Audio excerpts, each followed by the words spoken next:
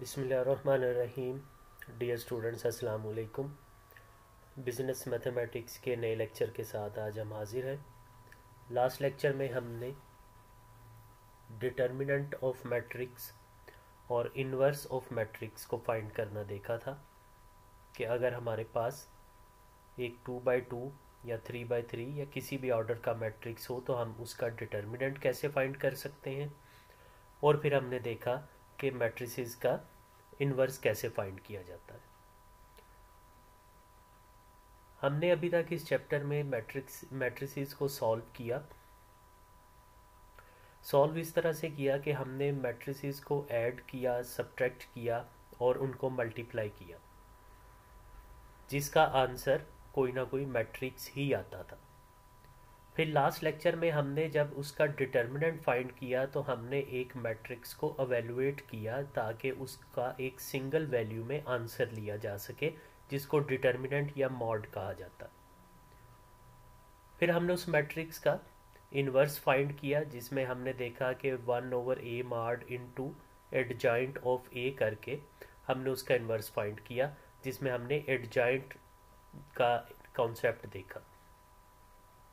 और साथ ही साथ हमने ये देखा कि अगर किसी मैट्रिक्स का डिटर्मिनेंट ज़ीरो आ जाए तो उसका इन्वर्स फाइंड नहीं हो सकता। इसका मतलब होता है कि वो मैट्रिक्स सिंगुलर है और उसको मज़ीद सॉल्व नहीं किया जा सकता। डियर स्टूडेंट्स, आज का जो हमारा टॉपिक है, आज हमने इक्वेशंस को सॉल्व करना है मैट्रिक्स के थ्रू। हमारे पास इक्वेशंस दी होती हैं, हम उन दो इक्वेशंस होती हैं। उन दो इक्वेशंस में हमारे पास दो वेरिएबल होते हैं, एक्स वाई मोस्टली होता है या कोई और वेरिएबल भी हो सकते हैं। हमने उन दोनों इक्वेशन को मैट्रिसेस के थ्रू सॉल्व करना होता है to find the value of x and y. अब उन इक्वेशन को सॉल्व करने के मैट्रिसेस के थ्रू हमारे पास दो तरीके हैं, एक क्रैमर रूल और दूसरा इन्वर्स मेथड। तो आज हम क्रैमर रूल यूज़ करते हुए देखेंगे कि अगर हमारे पास दो इक्वेशंस दी हुई हैं तो हम उन दो इक्वेशंस में से x और y की वैल्यू को किस तरह फाइंड कर सकते हैं बाय यूजिंग मैट्रिसेस। तो देखिए, ये हमारी बुक का जो क्वेश्चन है क्रैमर रूल का,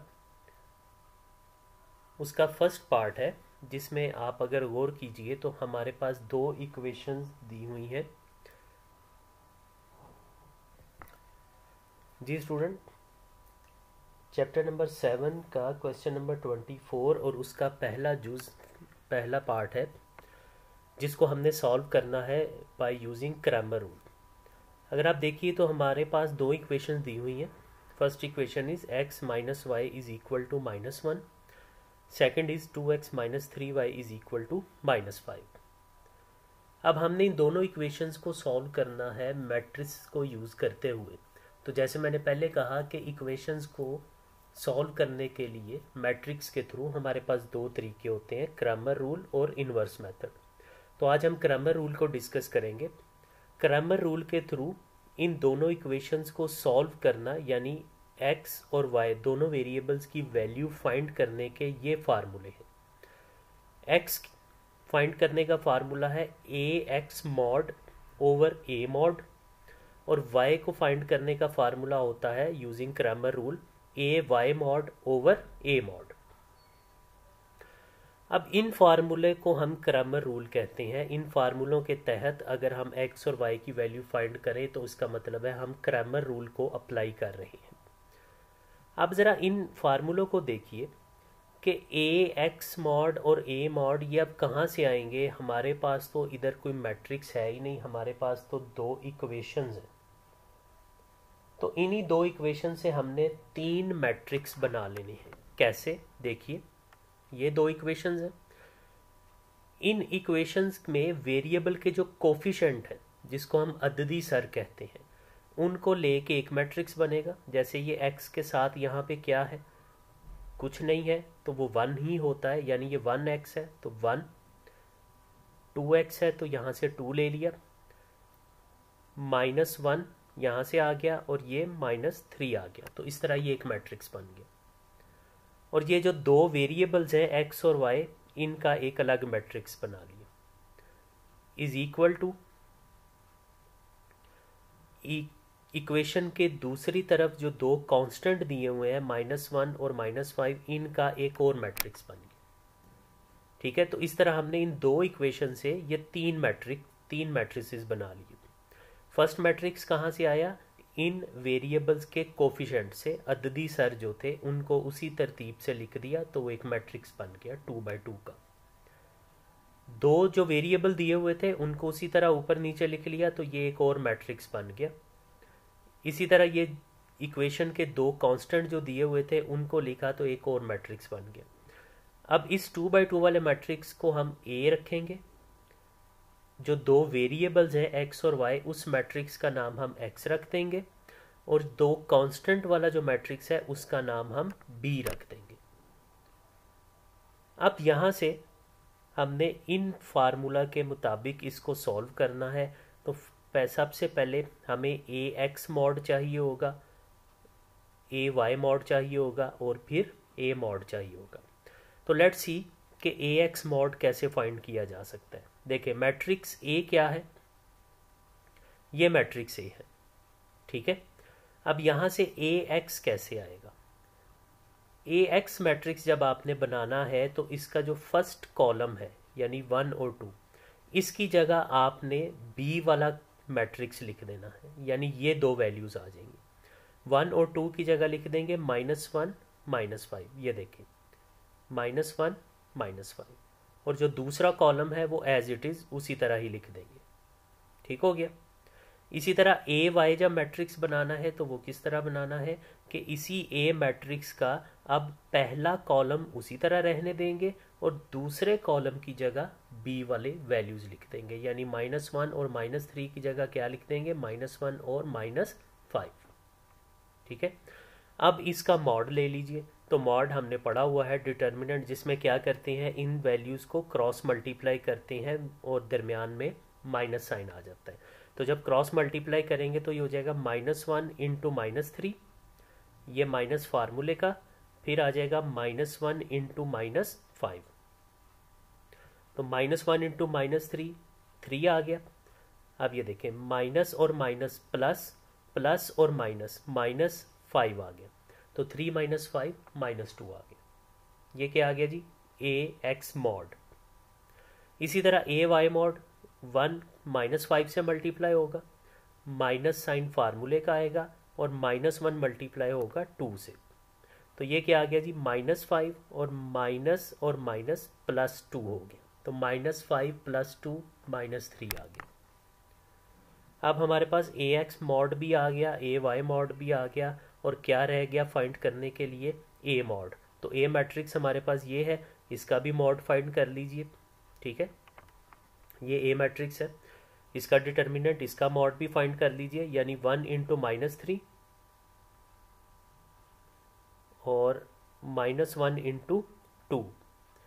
तो 1 और -3 जब मल्टीप्लाई होंगे तो ये -3 आ गया, माइनस फार्मूले का, माइनस और माइनस प्लस हो गए, तो 2 इंटू 1 2 हो गया। तो ये -3 + 2 यानी कि -1 आ गया।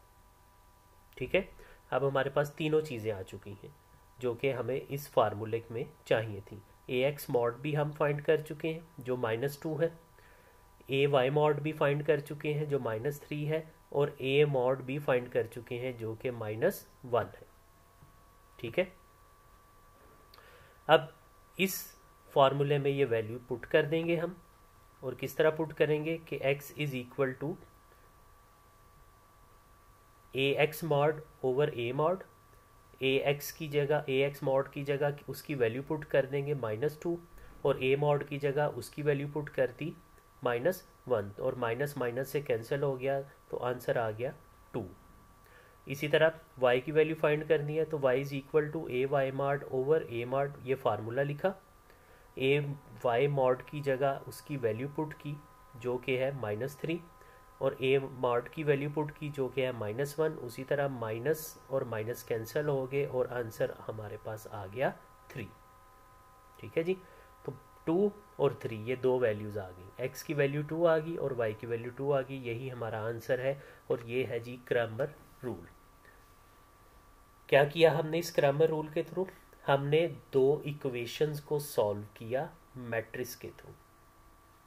ऐसी इक्वेशंस को हम अलजेब्रा में पहले भी सॉल्व कर चुके हैं, ये कर लेते हैं उसको प्लस करके या माइनस करके या किसी भी तरीके से, लेकिन हमने यहाँ पर इन इक्वेशंस को सॉल्व करना था मैट्रिक्स यूज़ करते हुए। तो मैट्रिक्स यूज़ करते हुए हमारे पास दो मेथड्स हैं, क्रैमर रूल और इनवर्स। तो आज हमने पहला तरीका देखा जिसको हम क्रैमर रूल कहते हैं।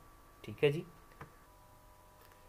जी स्टूडेंट्स, इसी तरह आप इस क्वेश्चन नंबर 24 का सेकंड पार्ट करेंगे, थर्ड पार्ट करेंगे, फोर्थ करेंगे, फिफ्थ करेंगे, और अब सिक्स पार्ट यानी जो लास्ट पार्ट है वो मैं आपको एक दफ़ा एक्सप्लेन कर देता हूँ। बाकी के फर्स्ट हमारा हो गया और ये सिक्स मैं एक्सप्लेन कर देता हूँ, बाकी के पार्ट्स जो हैं इसके आप खुद ही कर लेंगे।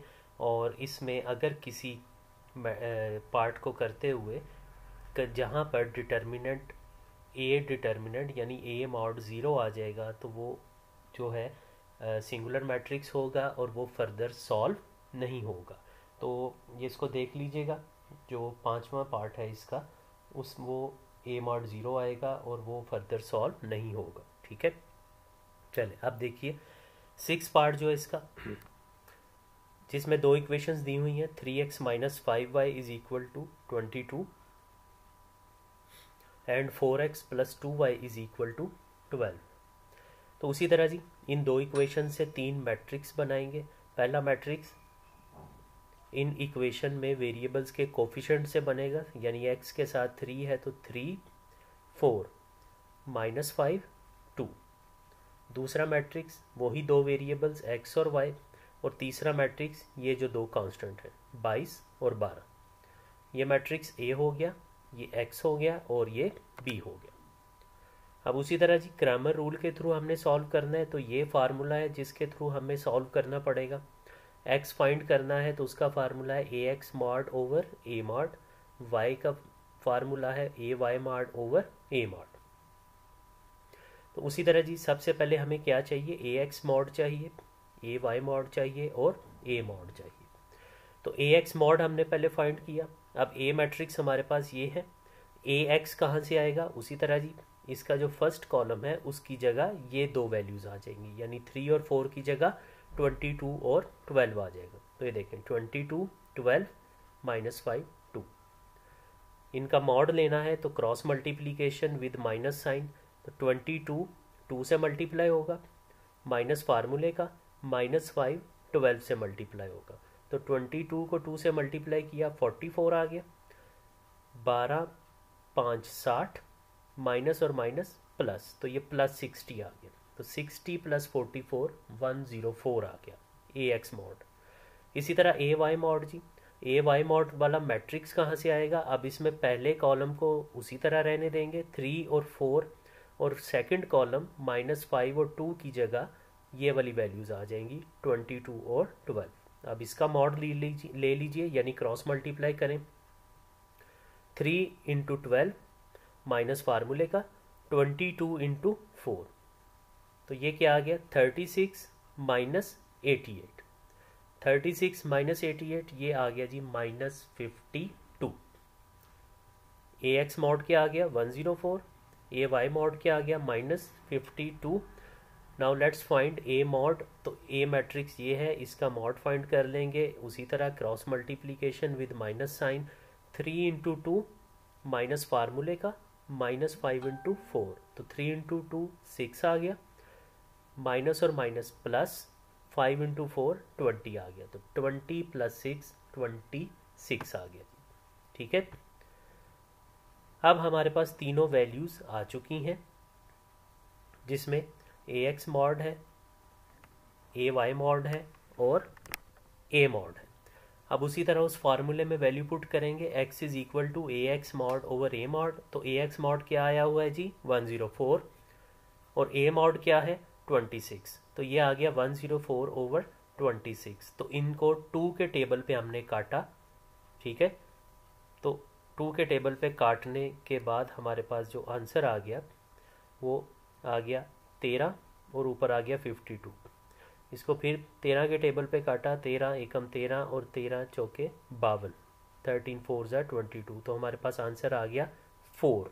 इसी तरह y is equal to a y mod over a mod, तो ए वाई मॉड की वैल्यू क्या है जी, ये देखें -52 और ए मॉड क्या है 26, तो ये आ गया -52 ओवर 26। अब इन दोनों को भी हमने